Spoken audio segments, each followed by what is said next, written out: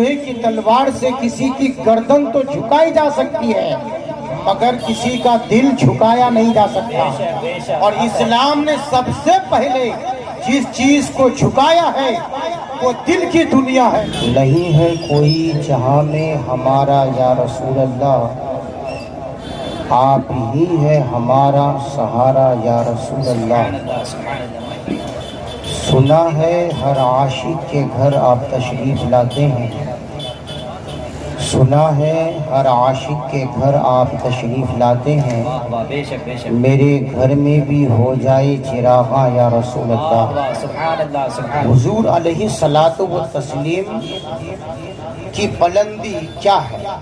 ایک انسانی ذہن میں سوال ہو سکتا ہے، آدمی بلند اس وقت ہے جب وہ کسی بلند جگہ پر بیٹھے ہو۔ بے شک بے شک۔ اونچائی پہاڑ پر ہے تو اور بڑے ہیں اور بلند ہیں، پتھر پر ہے تو اور بلند ہے، آسمان پر پہنچ گئے تو اور بلند ہے۔ تو حضور کی بلندی کی حد ہے کیا؟ تو در اصل یہ ہے کہ وہ جو ہمارے ذہن میں ہے اپنے اعتبار سے کہ ہم بلند اس لیے ہیں کہ ہم کسی بلند جگہ پر بیٹھے ہیں، مگر جب پیارے نبی سید عالم نور مجسم شفیع معظم محمد عربی صلی اللہ علیہ وسلم کی بات آئے گی تو حضور بلند اس لیے نہیں ہے کہ کسی بلند مقام پر ہے، بلکہ بلندیاں اس لیے بلند ہے کہ حضور اس پر کھڑے ہیں۔ سبحان اللہ، بہت خوب، ماشاءاللہ۔ بلندیاں اس لیے بلند ہے کہ حضور اس پر کھڑے ہیں۔ سبحان اللہ۔ حضور نے جس پر قدم رکھا وہ جگہ بلند ہے۔ بے شک۔ عرش پر قدم رکھا تو عرش بلند ہے، آسمان پر قدم رکھا تو آسمان بلند ہوگا۔ نبیوں کو حضور کا نور ملا، وہ نبی انبیاء کرام جو جنہیں اللہ نے نبوت سے نوازا، کیونکہ حضور صلی اللہ علیہ وسلم کے نور مبارک کا انہیں صدقہ ملا۔ قرآن میں اللہ نے کہا اِنَّكَ لَعَلَىٰ خُلُقٍ عَظِيمٍ، بے شک بے شک، اے حبیب کریم صلی اللہ علیہ وسلم آپ کا اخلاق عظیم الشان ہے۔ ذرا آپ اندازہ لگائیں کہ اخلاق ہے کیا، اور اس کا مظاہرہ ہمیں اور آپ کو کرنا ہے۔ کل جلوس عید میلاد النبی صلی اللہ علیہ وسلم میں یوں تو پوری زندگی بھر اس کا مظاہرہ کرنا ہے، لیکن خاص طور پر جب ہم اور آپ جلوس میں شرکت کر رہے ہوتے ہیں، غیروں کی نگاہ ہمارے اوپر، اہل دنیا کی نگاہ ٹک ٹکی باندھے ہوئے دیکھ رہی ہوتی ہے، یہ جو مصطفیٰ کا دیوانہ ہے، یہ جو مصطفیٰ کے نام پر جلوس نکال رہے ہیں، یہ جو مصطفیٰ کے نام پر راستوں پر نعرے تکبیر، نعرے رسالت کے نعرے لگا کر چل رہے ہیں، ان کا انداز کیا ہے؟ چلنے کا انداز کیا ہے؟ بولنے کا انداز کیا ہے؟ اس کا طریقہ کار ہے۔ اس لیے خاص طور پر ہمیں ہر حال میں اخلاق نبی صلی اللہ علیہ وسلم کا جامہ پہننا ہوگا۔ ایک انسان کی جو عام طور پر بول اور چال ہے اسے اخلاق ہے۔ اچھی بولی ہے، جیسا کہ کوئی مہمان آپ کے گھر پہ آیا یا کسی سے آپ نے ہنس کر بات کہہ دی، آپ سے سلام کلام ہوا، آپ نے مخلصانہ انداز میں خوش روی کے ساتھ آپ نے اس سے ہم کلام فرمایا، یہ خوش اخلاقی ہے۔ بے شک بے شک۔ اسلام کے بارے میں مشترقین یعنی اہل اسلام کے جو دشمن ہیں وہ کہتے تھے اسلام تلوار کے زور سے پھیلا ہے، مگر علماء نے کہا کہ یقیناً تلوار کی زور سے پھیلا ہے، لیکن وہ جو تلوار تھی وہ لوہے کی تلوار نہیں تھی، اگر وہ تلوار تھی تو حسن و اخلاق کی تلوار، سبحان اللہ، اس لیے کہ لوہے کی تلوار سے کسی کی گردن تو جھکائی جا سکتی ہے مگر کسی کا دل جھکایا نہیں جا سکتا، اور اسلام نے سب سے پہلے جس چیز کو جھکایا ہے وہ دل کی دنیا ہے۔ تکبیر، نعرے رسالت، جشن میلاد مصطفیٰ، عظمت اسلام، نعرے تکبیر۔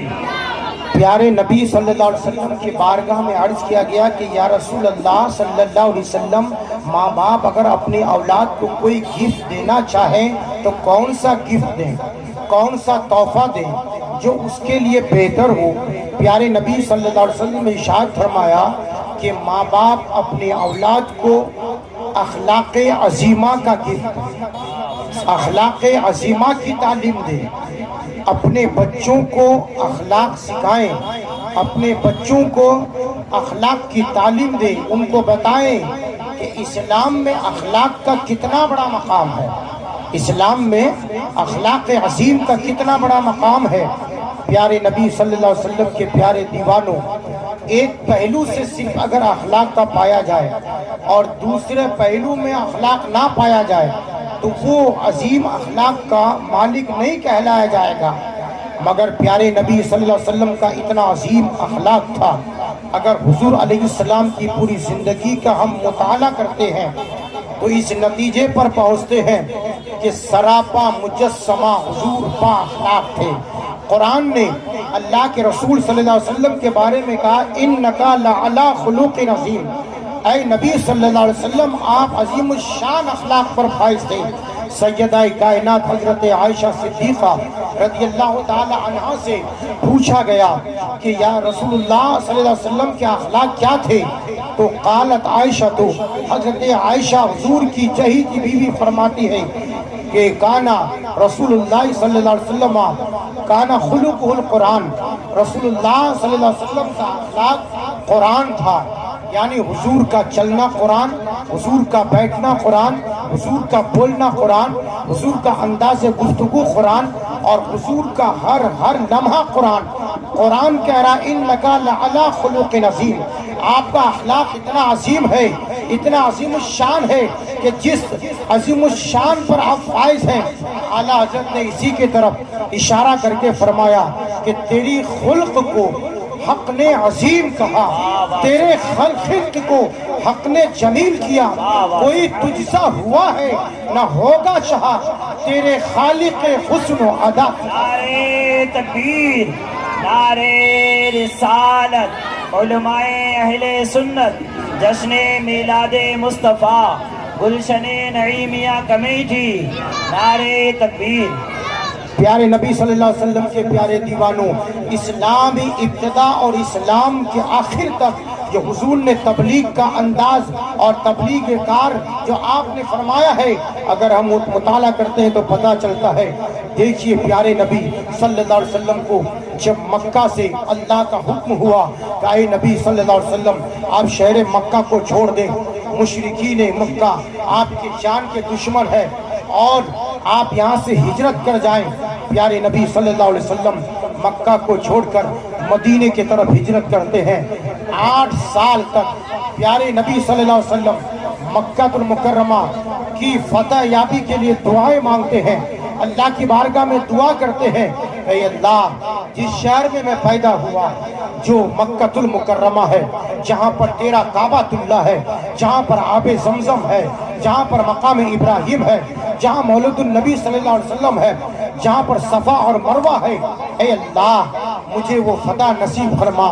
ایک ایسا بھی دور آ جائے کہ مجھ پر جان نثار کرنے والے صحابہ، مجھ پر ایمان لانے والے صحابہ، جنہوں نے میرا کلمہ پڑھا، جنہوں نے تیرے توحید کا کلمہ پڑھا، جنہوں نے تجھے سجدہ کیا، یہ موقع بھی عطا کر دے تاکہ ہم خوش دلی کے ساتھ، آزادانہ زندگی کے ساتھ، بغیر کسی قید و بند کے ہم کعبہ اللہ کا طواف کر سکیں، کعبہ اللہ میں ہم سجدہ ریز ہو سکیں، تیری بارگاہ میں کھلا عبادت کر سکیں۔ اللہ تبارک و تعالیٰ نے اپنے حبیب کی دعا کو قبول فرمایا۔ ایک موقع ایسا بھی آیا کہ 8 سال کے بعد یہ تمام صحابہ کرام پیارے نبی صلی اللہ علیہ وسلم کے ساتھ مکہ میں نزول اجلال فرماتے ہیں. ذرا آپ دیکھیں تو صحیح، جب نزول اجلال فرماتے ہیں آپ کا ایک عظیم الشان قافلہ تھا.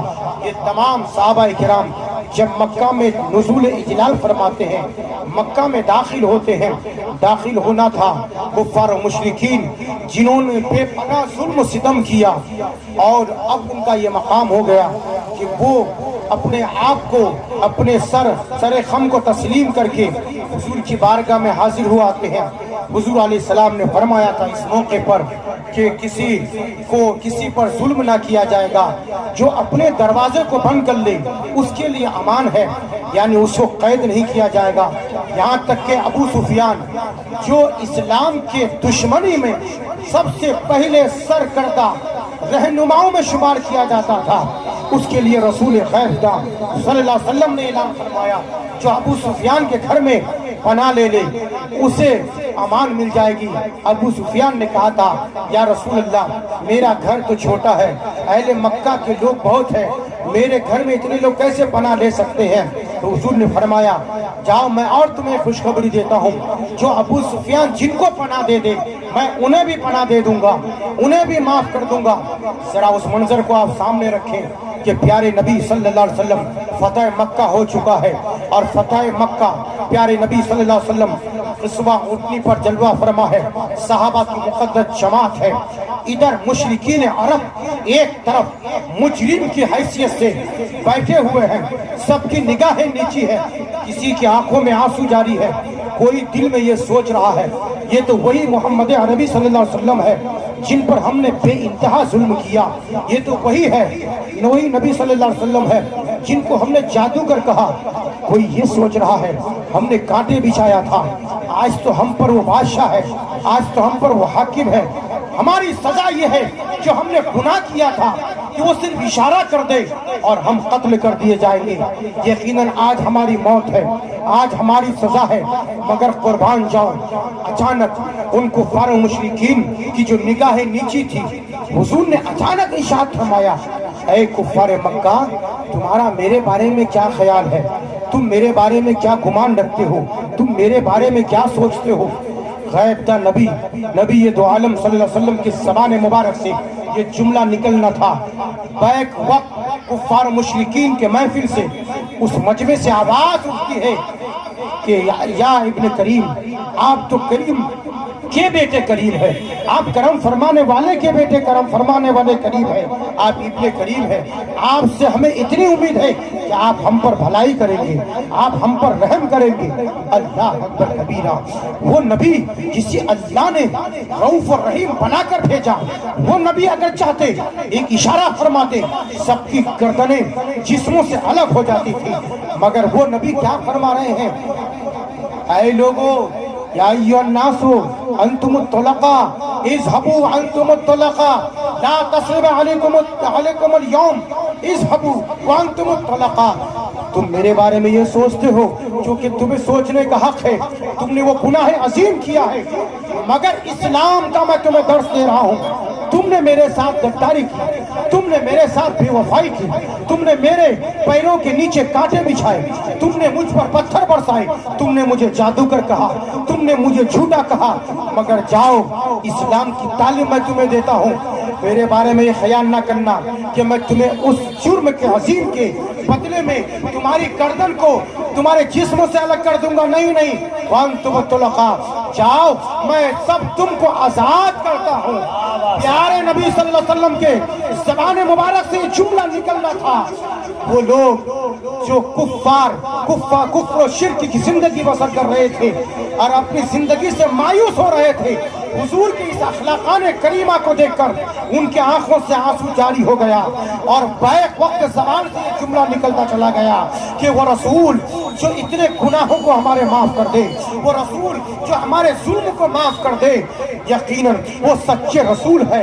सबने बैक वक्त ये कहा ला इलाहा इल्लल्लाह मुहम्मदुर रसूलुल्लाह, हम गवाही देते हैं कि आप अल्लाह के रसूल हैं और मोहम्मद आप अल्लाह के रसूल हैं और अल्लाह एक है, उसके सिवा कोई इबादत के लायक नहीं है। कुरान में अल्लाह ने आयत को नाजिल फरमा दिया, इदा जाअ नस्रुल्लाहि वल फतहु व रअयतन नासा यदखुलूना फी दीनिल्लाहि अफवाजा फसब्बिह बिहम्दि रब्बिका वस्तगफिरहु इन्नहु कान तव्वाबा। ऐ मेरे महबूब जरा देखिए तो सही, अल्लाह की मदद कैसे आती है जब फौज दर फौज, जूक दर जूक, अवामुन नास जूक दर जूक होकर के दीन इस्लाम में दाखिल होते हैं। ऐ महबूब ये आपके अखलाक अजीम का ही करिश्मा। वाह वाह, नारे तकबीर, नारे रिसालत, गुलशने नईमिया कमेटी, जश्ने मीलादे मुस्तफ़ा, नारे तकबीर, नारे रिसालत। अजीज़ान मिल्लत इस्लामिया, अल्लाह उसके रसूल सल्लल्लाहु अलैहि वसल्लम के अखलाक अजीम को आप देखें और इस्लाम की तालीम को देखें।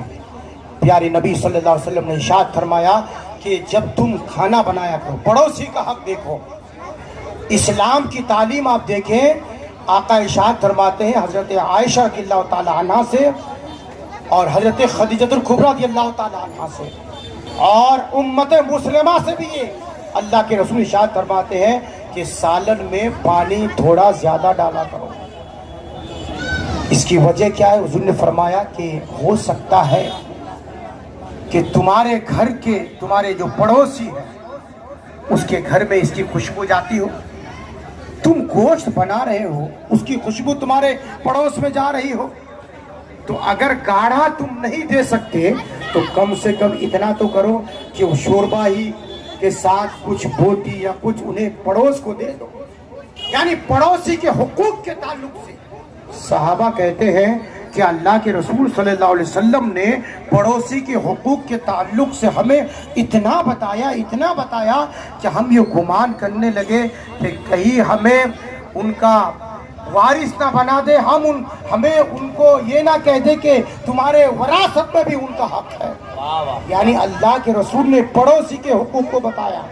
मगर वहीं पर एक नुक्ते की बात ये है कि हुजूर अलैहिस्सलाम ने ये नहीं फरमाया कि तुम्हारे पड़ोस में अगर मुशरिक है, गैर मुस्लिम है, तो उनके साथ अच्छा सलूक ना करो।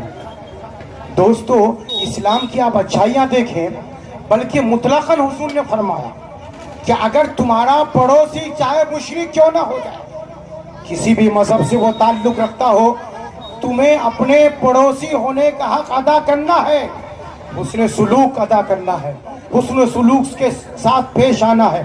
प्यारे नबी सल्लल्लाहु अलैहि वसल्लम के एक मौके पर 6000 कैदी किसी जंग में हुजूर की बारगाह में लाए गए और उन कैदियों में देखिए हुजूर अलैहिस्सलाम जिनके साथ दूध नोश फरमाया करते थे हजरत हलीमा सादिया की बेटी जिनका नाम शैमा था। 6000 कैदी हैं और उनके साथ शैमा भी है जो कबीला साद की रहने वाली है, 6000 कैदियों के साथ है। किसी ने हुजूर से कहा या रसूल अल्लाह सल्लल्लाहु अलैहि वसल्लम, कबीला साद की एक शैमा नाम की जो कैदी में उन्हें लाया गया है, तो हुजूर ने इशाद फरमाया कि शैमा को मेरे करीब लाया जाए। ये मेरी रज़ाई बहन है कि जिन्होंने बचपन में मेरा ख्याल रखा था। सुभान अल्लाह, बचपन में मेरा ख्याल रखा था। प्यारे नबी सल्लल्लाहु अलैहि वसल्लम ने उन्हें बुलाया, फरमाया ए मेरी रज़ाई बहन, अगरचे तुम कैदी होकर के आई हो, मगर तुमने जो मेरे साथ हुस्न सुलूक का रवैया इख्तियार किया था बचपन के आलम में, बेशक मैंने हजरत हलीमा सादिया का दूध पिया था, जा आज मैं तुम्हें आजाद करता। वाह वाह, सुभान अल्लाह, सुभान। शैमा ने कहा कि हबीब अल्लाह या रसूल अल्लाह सल्लल्लाहु अलैहि वसल्लम, मैं अकेले नहीं जाऊंगी, इसलिए कि मेरे कबीले से सिर्फ मैं अकेली नहीं हूँ, 6000 लोगों को आपके मुजाहिदीन ने कैद करके ला के बांधा रखा है। अल्लाह अकबर कबीरा। प्यारे नबी सल्लल्लाहु अलैहि वसल्लम ने इरशाद फरमाया, ऐ सहाबियों, ان کے ساتھ جتنے قیدی ہیں 6000، میں اس کے بدلے میں یہ احسان کرتا ہوں کہ ان 6000 قیدیوں کو بھی آزاد کرتا ہوں۔ واہ واہ سبحان اللہ پیارے نبی صلی اللہ علیہ وسلم کے اخلاق کریمہ کو بھی دیکھیں کہ عدی بن حاتم، یہ عدی بن حاتم کون ہے؟ حاتم طائی ایک مشہور زمانہ کا سخی تھا، ایک ایسا سخی جو حضور علیہ الصلوۃ والتسلیم کے زمانہ پاک سے صرف کچھ سال پہلے ان کا زمانہ گزرا۔ اس کا بیٹا گرفتار ہو کر آیا اور ان کا بیٹا اور ان کی بیٹی یہ دونوں جب گرفتار ہوئے تو عدی بن حاتم وہ گھر بھاگ گیا وہاں سے اور یمن چلا گیا، لیکن ان کی جو بہن تھی وہ مسجد نبوی میں ان کے سپاہی حضور علیہ الصلوۃ والتسلیم کے سپاہی مجاہدین نے اسے پکڑ کر گرفتار کر کے باندیوں کے جھرمٹ میں انہیں بھیج دیا۔ یہ حاتم طائی کی سخاوت یقیناً مشہور ہے۔ اس کی ایک سخاوت یہ بھی ہے، آپ کو بتاتا چلوں کہ ان کے 7 دروازے تھے۔ جو بھی ایک بھیک مانگنے والا، ایک سائل اگر ایک دروازے سے آتا اور اسے وہ پورا نہیں ہوتا تو وہ دوسرے دروازے سے آتا، اسی طرح اگر وہ 7 دروازے سے وہ سائل آتا تو 7 دروازوں سے اسے نوازا جاتا، واہ واہ سبحان اللہ۔ واپس نہیں کیا جاتا۔ حاتم طائی بڑا سخی آدمی تھا، مگر اس سے بھی بڑھ کے کیا، بلکہ سخاوت جن کے در کی غلام ہے وہ ہمارے حضور کی سخاوت۔ واہ واہ سبحان اللہ سبحان اللہ۔ امام حسین رضی اللہ تعالی عنہ سے حاتم طائی کے کسی فرد نے پوچھا کہ آپ کے جو نانا جان ہیں وہ کیسے سخی ہیں؟ تو حاتم طائی کے اس نواسے نے کہا کہ میرے جو نانا تھے حاتم طائی وہ ایسے سخی تھے کہ اگر ایک سائل 7 دروازے سے آتا تو ہر دروازے سے اسے عطا کیا جاتا، کسی دروازے سے اسے واپس نہیں کیا جاتا تھا۔ اللہ اکبر کبیرہ۔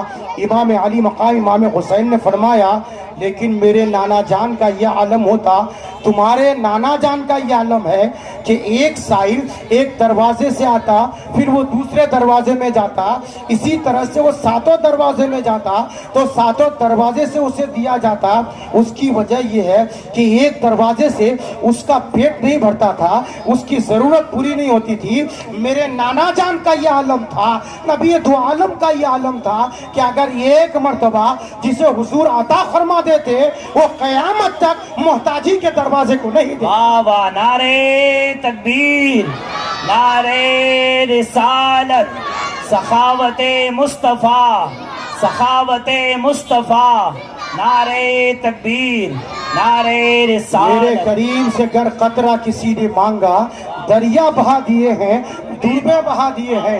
عزیزان ملت اسلامیہ، ان کی بہن کو جب حاضر کیا گیا پیارے نبی صلی اللہ علیہ وسلم نے ارشاد فرمایا کیونکہ تم ایک سخی کی بیٹی ہو، جاؤ تمہارا بھائی یمن چلا گیا ہے، تمہارے بھائی پر ہم ظلم نہیں کریں گے، انہیں حاضر ہونے کے لیے کہو، میں تمہیں آزاد کرتا ہوں۔ پیارے نبی صلی اللہ علیہ وسلم کی اس حسن اخلاق کے سبب سے حاتم طائی کی بیٹی یمن پہنچتی ہے اور اپنے بھائی کو یہ پیغام دیتی ہے کہ اے میرے بھائی، میں نے جو وہاں رات بسر کری مسجد نبوی میں، وہ جو حضور کے ماننے والے صحابہ تھے وہ انتہائی اخلاق کریمانہ کے مالک تھے، انتہائی کریمانہ کے مالک تھے، اچھے حسن و اخلاق سے پیش آتے تھے۔ اے میرے بھائی تم ایک بار تو دیکھ لو، پیارے نبی صلی اللہ علیہ وسلم نے مجھ سے وعدہ کیا ہے کہ تمہیں قیدی نہیں بنائیں گے۔ حاتم طائی کا بیٹا عدی بن حاتم یمن سے چلتا ہے، چلتے چلتے جب مسجد نبی میں پہنچتا ہے پیارے نبی صلی اللہ علیہ وسلم صحابہ کے مجلس میں خطاب فرما رہے ہوتے ہیں۔ خطاب کے بعد حضور علیہ الصلوۃ والتسلیم نے اس اجنبی شخص کو دیکھا، فرمایا تم کون ہو؟ اس نے کہا کہ میں عدی بن حاتم ہوں، حاتم طائی کا بیٹا ہوں۔ اللہ اکبر کبیرہ۔ پیارے نبی صلی اللہ علیہ وسلم کا اخلاق عظیم کو آپ دیکھیں، آپ صلی اللہ علیہ وسلم نے حاتم طائی کے بیٹے کے ہاتھ کو پکڑ لیا. اللہ اکبر کبیرہ. ابھی وہ ایمان تو نہیں لایا تھا مگر اخلاق رسول تو دیکھے کہ وہ رسول جن کے ہاتھ کو قرآن ید اللہ کہے, وہ رسول جن کے چہرے کو قرآن والضحیٰ کہے, وہ رسول جن کے زلف کو قرآن واللیل اذا سجا کہے, وہ رسول جن کے سینے کو قرآن الم نشرح لک صدرک کہے, وہ رسول جن کی زبان کو قرآن وما ینطق عن الہوا قل اوحی الی انہ استمع, قرآن جسے وما ینطق عن الہوا کہے, وہ رسول جن کے چلنے کو سفر کو سبحان الذی اسری بعبدہ کہے, وہ رسول کا عزت و انکساری دیکھیں. ایک مشرک ہے ابھی ایمان نہیں لایا ہے مگر وہ رسول اپنے مرتبے کو اپنے طرف رکھتے ہوئے ایک عزت و انکساری کا عالم دیکھے. حاتم طائی کے بیٹے کے ہاتھ کو پکڑتے ہیں اور مسجد نبوی سے باہر نکلتے ہیں, گفتگو فرما رہے ہیں. صحابہ کی جماعت ہے, مسجد نبوی ہے, مدینہ المنورہ ہے, چل رہے ہیں. پیارے نبی صلی اللہ علیہ وسلم ان سے گفتگو فرما رہے ہیں. اتنے میں کیا دیکھتے ہیں, ایک ضعیفہ خاتون ہے, ایک عورت ہے. لوگوں نے اسے پاگل سمجھ کے رکھا ہے. کوئی شخص اس عورت کے قریب نہیں جا رہا ہے. لوگوں کو وہ پتھر مار رہی ہے, ایک بات کو بار بار دہرا رہی ہے. اس عورت نے پیارے نبی صلی اللہ علیہ وسلم کو آواز دی, ادھر آؤ ادھر آؤ. صحابہ نے کہا یا رسول اللہ صلی اللہ علیہ وسلم, یہ جو عورت آپ کو آواز دے رہی ہے یہ پاگل ہے, مدینے میں مشہور ہے. اے اللہ کے نبی ان کی بات کو آپ نہ سنیں. اللہ اکبر کبیرہ. پیارے نبی سرکار مدینہ صلی اللہ علیہ وسلم نے ارشاد فرمایا, جس کا کوئی نہیں سنتا ہے اس کا اگر میں بھی نہ سنوں تو کون سنے گا. میرے دوستو پیارے نبی صلی اللہ علیہ وسلم اس کے قریب پہنچتے ہیں, اپنے کان کو اس کے قریب کر دیتے ہیں. وہ عورت بار بار حضور سے ایک بات کا تذکرہ کئی بار کر رہی ہے. بعض وقت ایسا ہوتا ہے کہ وہ عورتیں ایک بات کو بار بار دہراتی ہے مگر اللہ اکبر کبیرہ رسول اللہ صلی اللہ علیہ وسلم کا اخلاق عظیم کو آپ دیکھیں کہ بار بار سن رہے ہیں. پھر وہ کہہ رہی ہے میں نے ایسا کہا, حضور نے فرمایا ہاں ہاں میں نے سنا. پھر کہا میں نے ایسا کہا, حضور نے فرمایا ہاں ہاں میں نے سنا. ایک منٹ کی بات نہیں ہے, ایک گھنٹے تک صحابہ کھڑے ہیں. پیارے نبی صلی اللہ علیہ وسلم وہ عورت گفتگو کر رہی ہے, حضور ہر بات میں حامی بھرتے جا رہے ہیں, حامی بھرتے جا رہے ہیں. صحابہ کھڑے ہیں, صحابہ دیکھ رہے ہیں کہ پیارے نبی صلی اللہ علیہ وسلم بار بار اسی جملہ کو سن بھی رہے ہیں. یہ نہیں کہہ رہے ہیں یہ تو تم نے ابھی کہا, یہ نہیں کہہ رہے ہیں یہ تو تم نے ابھی کہا. ہر بار حضور یہی کہہ رہے ہیں ہاں ہاں میں نے سمجھا, ہاں ہاں میں نے سمجھا, ہاں ہاں میں نے سمجھا. دوستو وہ عورت کی بات جب مکمل ہو جاتی ہے, جب اسے تشفی ہو جاتی ہے, حضور سے کہتے ہوئے دور چلی جاتی ہے اور کہتی ہے اے لوگو تم مجھے پاگل کہتے ہو, اے مدینے والوں مجھے تم پاگل کہتے ہو. دیکھو نا جو سب سے اعلیٰ بندہ ہے اس نے میری بات سن لی ہے, میں پاگل نہیں ہوں. اللہ اکبر کبیرہ. اس اخلاق عظیم کو دیکھ کر کے کہ وہ نبی صلی اللہ علیہ وسلم ایک گھنٹے تک اس عورت کی بات کو سن رہے ہوتے ہیں. حاتم کا بیٹا عدی وہیں پر قدموں میں گر کر کلمہ طیب پڑھ کر داخل. نعرے تکبیر, نعرے رسالت, جشن میلاد مصطفیٰ, گلشن نعیمیہ کمیٹی, نعرے تکبیر. اخلاق رسول صلی اللہ علیہ وسلم کو تو آپ دیکھیں, اسلام ایسے نہیں پھیلا ہے دوستو, کسی کو تلوار کے زور سے نہیں پھیلایا گیا, بلکہ اسلام خدا کی قسم کل بھی ویسا ہی پاک تھا, آج بھی ایسا ہی پاک ہے, اور صبح قیامت تک ایسا ہی پاک اور صاف اور پوتر مذہب ہے. ہاں مگر سنو پیارے نبی صلی اللہ علیہ وسلم کے اخلاق عظیم کو بھی تو دیکھو کہ حضور نے کس طرح سے اسلام کی تعلیم فرمائی ہے. پیارے نبی صحابہ سے خطاب فرما رہے ہیں, اے صحابیوں دیکھو یہ ہمارا مذہب اسلام ہے. بنی اسرائیل کے زمانے میں ایک شخص نے, ایک عورت نے ایک بلی پال رکھی تھی. وہ بلی حالانکہ وہ جانور ہے مگر ایک وقت ایسا بھی آیا کہ اس نے بلی کو کھانا نہیں دیا, دانا نہیں دیا, پانی نہیں دیا, جس کے سبب سے بلی بھوک کے سبب سے مر گئی. اے صحابیوں جانتے ہو کہ اللہ کو یہ ادا اس کی اتنی غضبناک ہو گئی کہ اللہ نے اس کے بدلے میں اسے جہنم میں داخل کر دیا. اسلام کہ آپ تیور تو دیکھیں، جانوروں کے ساتھ بھی سلوک کرنے کا اسلام حکم دے رہا ہے۔ پیارے نبی ارشاد فرماتے ہیں ایسا بھی ایک شخص گزرا ہے، راستے سے گزر رہا تھا، کتا پانی پینے کے لیے پیاس سے اپنی زبان کو باہر نکال کر ہانپ رہا تھا، مگر وہ گنہگار شخص تھا، بدکار شخص تھا، مگر سنو اس نے کیا کیا، پانی مہیا کیا، پانی کو کہیں سے لا کر کے اس کتے کو پلایا۔ اللہ کو یادہ پسند آ گئی، نیکی تو کتے کے ساتھ کرنا بھی کتنا عظیم ہے کہ اللہ نے اس نیکی کے سبب سے اس کے گناہوں کو معاف فرما دیا اور اسے جنت میں داخل فرما دیا۔ دوستو وہ اسلام جو جانوروں کو پانی پلانے پر، جو جانوروں کو اس کے پانی پلانے پر جنت عطا کر دے، وہ اسلام کتنا پاک مذہب، کتنا پیارا امن اور شانتی کا پیغام دے رہا ہوگا۔ پیارے نبی صلی اللہ علیہ وسلم کے پیارے دیوانوں، اخلاق عظیم کو دیکھیں کہ پیارے نبی صلی اللہ علیہ وسلم طائف کی وادی ہے، طائف کی سرزمین پر جو حضور علیہ الصلوۃ والتسلیم تشریف لے جاتے ہیں، اور تشریف لے جانے کا صرف مقصد یہ ہوتا ہے کہ وہاں پر ایک آبادی، اچھی خاصی گھنی آبادی تھی، بڑے بڑے مالدار لوگ وہاں رہتے تھے، صاحب حیثیت اور ثروت والے لوگ رہتے تھے۔ ہجرت سے قبل حضور علیہ السلام جب طائف کا سفر فرماتے ہیں تو کیا دیکھتے ہیں، جو وہاں کے 3 جو سردار تھے، عبد، یالین، مسعود، یہ تینوں طائف کے سردار تھے۔ حضور نے ان سے یہ کہا کہ ایسا کرو، مجھے اللہ نے رسول بنا کر بھیجا ہے، تم کلمہ پڑھ لو، اگر تم نے کلمہ پڑھا تو اللہ تمہیں 2 ثواب عطا فرمائے گا، ایک تو یہ کہ تم نے کلمہ پڑھا، اور ایک ثواب بھی عطا فرمائے گا تمہاری وجہ سے دوسرا کوئی کلمہ پڑھ لیتا ہے، اللہ تعالیٰ اس کا بھی ثواب تمہیں عطا فرمائے گا۔ تو اس میں سے 3 جواب تھا۔ پہلے نے کہا کہ مکہ میں اگر تمہارے جیسے معاذ اللہ نے نبی بنا کر بھیجا ہے تو کعبہ تو درم برم ہو جائے گا۔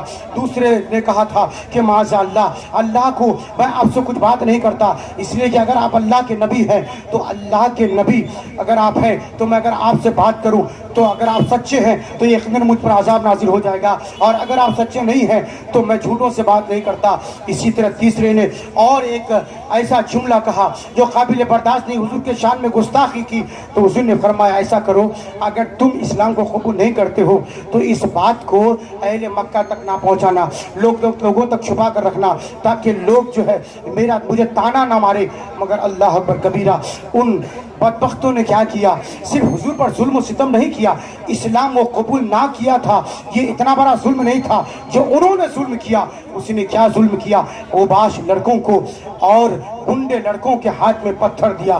پیارے نبی صلی اللہ علیہ وسلم طائف کی وادی سے گزر رہے ہیں، اللہ اکبر کبیرہ، حضرت زید بن حارثہ صحابی رسول رضی اللہ تعالیٰ عنہ ساتھ میں ہے، وہ اوباش لڑکے حضور پر پتھر برساتے ہیں، ایک پیر پر پتھر لگتا ہے، حضور علیہ السلام وہ پتھر لگنے کے سبب سے اپنے پیر کو اٹھاتے ہیں، دوسرا پیر رکھتے ہیں، وہ بدبخت دوسرے پیر پر پتھر مارتا ہے، پھر حضور وہ پیر اٹھاتے ہیں، پھر دوسرا پیر رکھتے ہیں، وہ بدبخت لوگ پھر حضور پر پتھر برساتے ہیں، ادھر آگے سے پتھر برساتے ہیں، کہتے زید بن حارثہ آگے آتے ہیں کہ وہ پتھر مجھے لگے، یہاں تک کہ حضور علیہ الصلوۃ والتسلیم وہ پتھر کھانے کے بعد، لہو لعان ہونے کے بعد جب وہ بیٹھ جاتے ہیں تو وہ اوباش کر کے حضور کو پکڑ کر اٹھا دیتے ہیں، پھر کھڑے کرتے ہیں، پھر حضور چلتے ہیں۔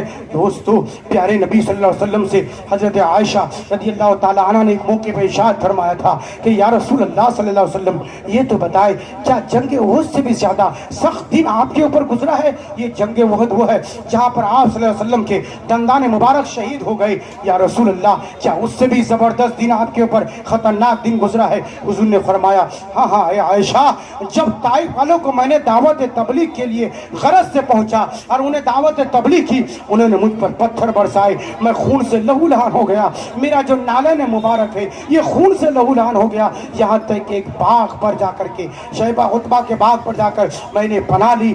اے عائشہ، پھر وہاں اللہ تبارک و تعالیٰ نے فرشتوں کو بھیجا، اور وہ عذاب کے فرشتے تھے، انہوں نے مجھ سے یہ کہا اے اللہ کے نبی، اللہ نے آپ کے قوم کے حال کو دیکھ لیا، آپ کے قوم کے حال کے صفات کو دیکھ لیا، اے اللہ کے نبی اللہ نے ہمیں اسی لیے بھیجا ہے. آپ حکم فرمائے ہم طائف کی وادیوں کو الٹ پلٹ کر دیں, ان لوگوں کا نصف نابود ہو جائے, ان کا وجود بھی زمین پر باقی نہ رہے گا, مگر قربان جاؤ.